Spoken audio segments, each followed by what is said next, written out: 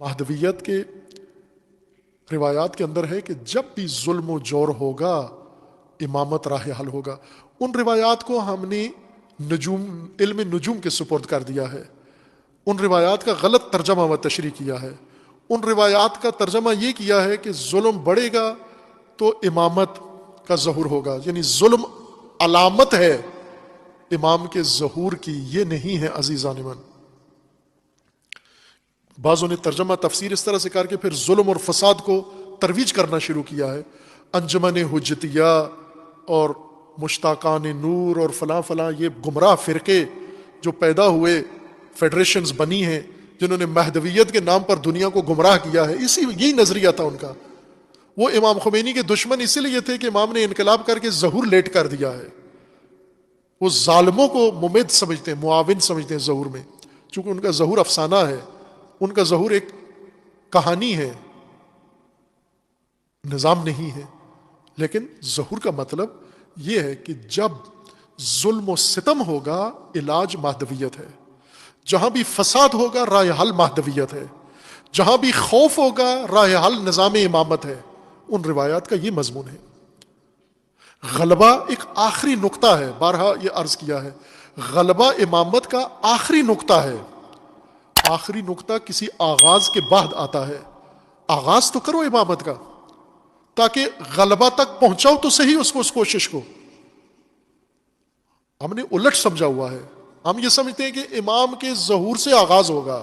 نہ عزیز من، امام کے ظہور سے یہ عمل، یہ انقلاب تکمیل ہوگا. جو شروع پہلے ہوا ہے غلبہ اس وقت اس کو ملے گا. شروع آج ہوا ہے، شروع پہلے سے ہوا ہے. اب ممکن ہے اس میں کافی عرصہ لگ جائے. کہیں سے آغاز تو کرو، کہیں سے شروع تو کرو تاکہ اللہ اس کو تکمیل کر دے، اللہ کی طرف سے اس میں غلبہ آ جائے. آپ نے غلبہ کو آغاز بنا لیا ہے، یعنی آخری قدم. کسی بھی چیز کی مثال لے لیں آپ، اگر کوئی عمارت بنا رہے ہیں تو اس کی بنیاد تو رکھو، اس کے ستون تو کھڑے کرو، اس کے کالم تو کھڑے کرو آپ، پھر اس کا آخری چھت اور آخری نقطہ کوئی آ کر بنائے گا. اس کے لیے وقت مقرر ہے، وہ اس وقت میں ہو جائے گا. لیکن تم یہ کہہ رہے ہو کہ آخری نقطے سے ہی ہم بلڈنگ شروع کریں گے، ہم گنبد سے بلڈنگ شروع کریں گے، گنبد کی نوک سے بنانا شروع کریں گے آپ. وہ تو گنبد کی نوک ہے ظہور امام، غلبہ امامت. پہلے آغاز تو کرو، راہیں کھولو تو صحیح.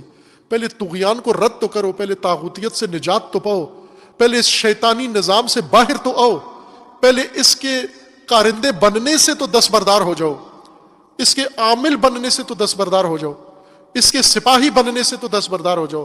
پہلے اس جرم سے تو توبہ کرو، پہلے اس گناہ سے تو توبہ کرو، جس گناہ کے بعد ساری غلطیاں ہوتی ہیں.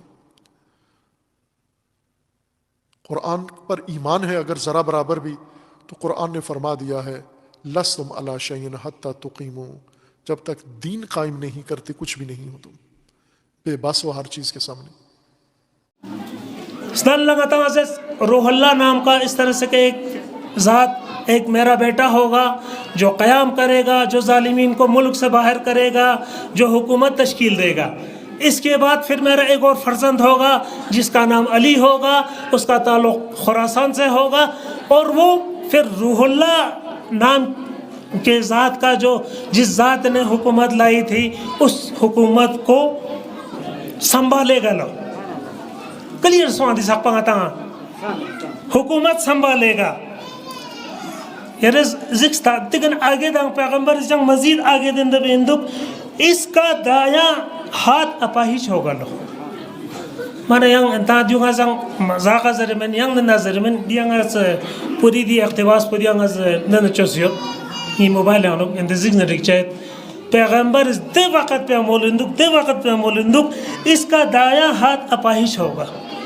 اب دے علی زرخن دے ذات پو، دے فرزند پو جو حکومت کو سنبھالے گا اس کا دایاں ہاتھ اپاہیچ ہوگا، یعنی ناکارہ ہوگا. اور دیکھا نگاتا ینگ خوش قسمتی نگاتا اسپیرا چک چک جوانن آگے مولندک. اور وہ ضربن سو علی جس نے حکومت سنبھالا ہے، اور وہ پرچم کو صاحب امر کے حوالے کرے گا.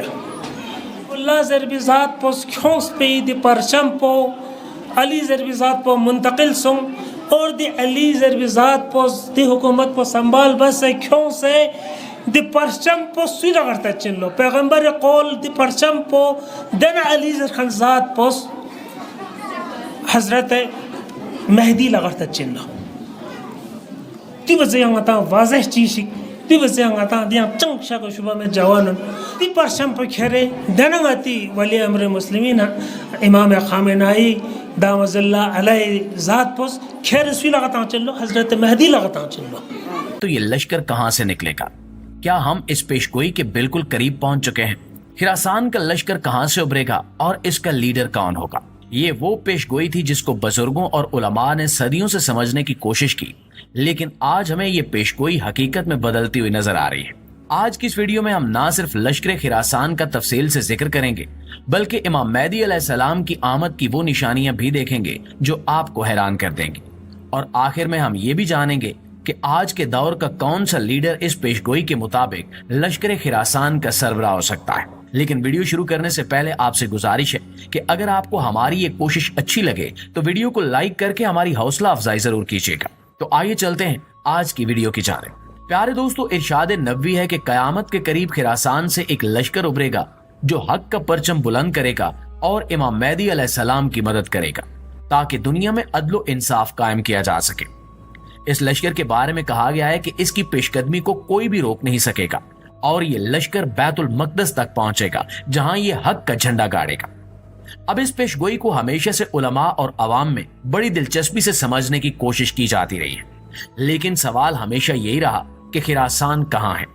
صدیوں سے اس پر مختلف آراء اور قیاسارائیاں کی جاتی رہی ہیں. بعض لوگوں کا خیال تھا کہ خراسان موجودہ افغانستان کا حصہ ہے، جبکہ کچھ لوگ اسے پاکستان سے جوڑتے ہیں. یہ بحث لمبے عرصے تک جاری رہی اور مختلف علاقوں کو اس پیشگوئی کا مرکز سمجھا جاتا رہا، مگر آج کے دور میں جیسے جیسے دنیا کے حالات بدلتے جا رہے ہیں یہ نشانیاں اور واضح ہوتی جا رہی ہیں. آج خراسان کے لشکر کی پیشگوئی کا اطلاق بہت سے لوگوں کے مطابق ایران پر ہوتا ہے. ایران کا وہ مضبوط موقف جو اس نے فلسطینی مظلومین کی حمایت اور مغربی طاقتوں کے خلاف اپنایا ہے اس پیشگوئی کی تکمیل کی طرف اشارہ کر رہا ہے. آج کے زمانے میں ایک بڑی جنگ جو مسلمانوں کو بہت متاثر کر رہی ہے وہ فلسطین کا مسئلہ ہے. فلسطین کے مظلوم مسلمانوں پر یہودی اور نصرانی طاقتیں ظلم ڈھا رہی ہیں اور یہ جنگ ہمیں بہت سی نشانیاں دکھا رہی ہیں جو پرانی پیشگوئیوں سے ملتی ہیں. اب سوال یہ ہے کہ آج کے زمانے میں کون سا ملک ہے جو یہودیوں اور نصرانیوں کے مقابلے میں مضبوطی کے ساتھ کھڑا ہے. اگر ہم موجودہ حالات کا بغور جائزہ لیں تو ہمیں پتہ چلتا ہے کہ وہ ملک ایران ہے. ایران ہی وہ ملک ہے جو فلسطینی مظلوموں کی کھل کر حمایت کر رہا ہے اور ایران نے یہودیوں اور نصرانیوں کے خلاف کھلم کھلا مخالفت کا اعلان کیا ہے.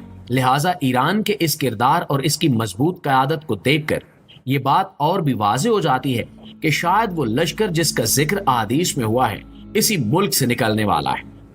یہ سب باتیں آج کے دور کے حالات کو پیشگوئیوں سے جوڑتی ہیں اور ہمیں بتاتی ہیں کہ شاید ہم اس وقت کے بہت قریب ہیں جس کا ہم سے وعدہ کیا گیا تھا.